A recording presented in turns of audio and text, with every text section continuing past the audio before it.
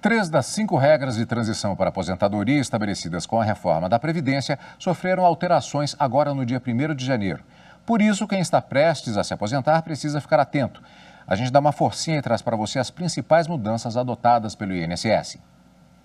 A reforma da Previdência, sancionada em 2019, estabeleceu idade mínima para pedir a aposentadoria do INSS e tempo mínimo de contribuição. Para quem está próximo de se aposentar, ainda há regras de transição. Um período de adaptação que permite que o trabalhador não seja prejudicado. Pela regra da idade mínima progressiva, é preciso ter em 2022 57 anos e 6 meses de idade e 30 anos de contribuição para mulheres e 62 anos e 6 meses de idade e 35 anos de contribuição para homens.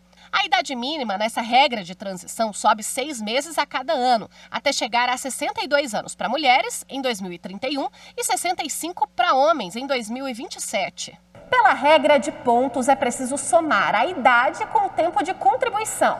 89 pontos para mulheres com ao menos 30 anos de contribuição e 99 pontos para homens com ao menos 35 anos de contribuição.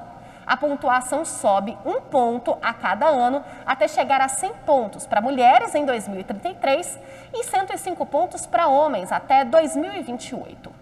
Para a aposentadoria por idade, a lei já estabelecia que os homens deveriam ter ao menos 65 anos de idade e 15 anos de contribuição. Na regra de transição deste ano, a mudança é na idade mínima da mulher. É preciso ter 61 anos e 6 meses de idade e 15 anos de contribuição. A idade da mulher sobe 6 meses a cada ano até chegar a 62 anos em 2023. Para destrinchar o assunto, conversamos agora com a advogada Fábia Argento, que antes de mais nada eu dou a boa tarde e eu agradecendo pela presença aqui no Jornal da Justiça, primeira edição, doutora. Boa tarde, Carlos Eduardo. É um prazer estar aqui, poder esclarecer essas dúvidas que são bastante recorrentes sobre as alterações que nós tivemos nos benefícios agora em 2022. Doutora, é um desafio porque é um tema que, na verdade, chama muito atenção, interessa a grande parte da população brasileira, mas ele é complexo. Então, grosso modo, a matéria ela mostra as regras em geral. Uma parte disso teve uma modificação nessa transição na virada de ano. Quais as regras especificamente, vamos reforçar, que foram modificadas justamente a partir da virada do dia 31 para o dia 1º de janeiro? Tá, joia. Nós tivemos aqui alteração na aposentadoria com idade mínima progressiva, então a gente acabou aumentando, teve um acréscimo no requisito etário, então passa a ser requisito a partir de 1 de janeiro de 2022 para a aposentadoria nesta regra. O homem precisa contar com tempo de contribuição de 35 anos e idade mínima de 62 anos e 6 meses. Já a mulher, para aposentar nessa regra, precisa contar com 30 anos de contribuição e 57 anos e 6 meses de idade. Doutora, uma pergunta muito recorrente e que talvez seja até meio complexa de se responder é como fica o sistema mais vantajoso de acordo com a situação da pessoa? Cada situação, de acordo com a idade, de acordo com a pontuação e o tempo de contribuição, vai ser um caso. Exatamente. O benefício mais vantajoso é aquele que melhor atende aos interesses do segurado e nem sempre é aquele que tenha a maior renda. Evidentemente que a maioria dos segurados buscam um benefício com maior renda, mas é preciso analisar o histórico de cada um. A apuração de forma muito personalíssima, é analisado o histórico de cada um. Então, antes de requerer a aposentadoria, é importante que o segurado saiba quais cenários ele se enquadra, quando que vai atingir os requisitos e qual que é a perspectiva de renda. Doutora, justamente nessa perspectiva de cada caso é um caso, o site do INSS ele fornece uma possibilidade de simulação. É uma boa fonte para se calcular o caso individual? O site do INSS, ele tem a simulação, mas ela é uma simulação mais simples. Temos algumas funcionalidades que, infelizmente, não estão habilitadas, como, por exemplo, tempo de contribuição especial que precisa ser convertido.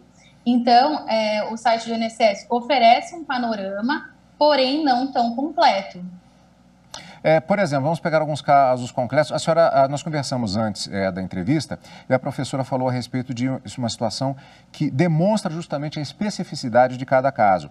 Então, por exemplo, uma pessoa que tem 58 anos de idade, homem, e tem 37 anos de tempo de contribuição.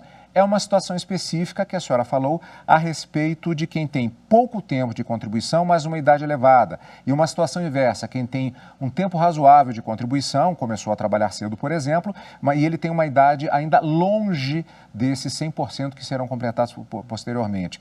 Podemos falar um pouquinho a respeito dessa diferença? É muito diferente uma situação da outra? Então, a gente está diante de algumas regras que têm, de fato, requisitos diferentes, né?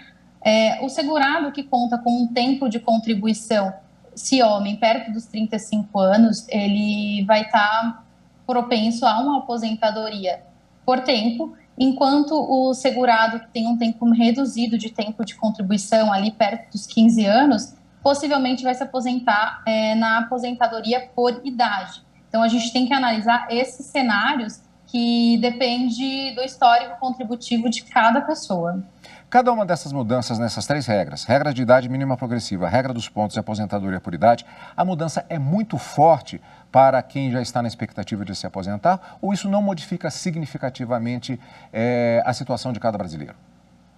A aposentadoria pela regra da idade mínima progressiva, ela aumenta 6 meses a cada ano, enquanto a regra de pontuação, lembrando que a pontuação ela é resultante da soma do tempo de contribuição e da idade do segurado, e aí ela sofre um acréscimo de 1 ponto a cada ano. Olha só, doutora, surgiu uma pergunta interessante aqui. Estão me repassando que 6 meses parece uma quantia de tempo pequena. Mas, por exemplo, pessoa que fez o serviço militar obrigatório, que dá mais ou menos um período de 1 ano, já dá uma diferença justamente na hora de pedir a aposentadoria. Pode se contar nesse caso? Sim, é muito importante que exista essa entrevista previdenciária, embora o INSS ele tenha por dever orientar e conceder o melhor benefício, às vezes isso nem sempre acontece, sobretudo agora, nesse período de requerimentos digitais, que acaba não tendo contato físico. Então, sim, é importante que quem tenha prestado serviço militar de forma obrigatória ou voluntária apresente o certificado de reservista para que esse tempo, independente de contribuição, seja computado na sua aposentadoria. Doutora, para encerrarmos, o importante, então, é que a pessoa analise os dados, possivelmente com alguma orientação, para que ela possa ter certeza de como será dado o melhor encaminhamento no caso individual dela. Exatamente. Isso é um dever do INSS, que é fornecer e orientar quais são as possibilidades dentro de cada regra, qual é o cenário, para que não incorra num benefício que seja prejudicial ao segurado. Doutora, muito obrigado pela sua participação e nessa tentativa de passarmos um pouco, pelo menos, das questões envolvendo essa aposentadoria e a mudança de regras que aconteceu agora. Muito obrigado pela participação. Muito obrigada. Até mais. Até mais.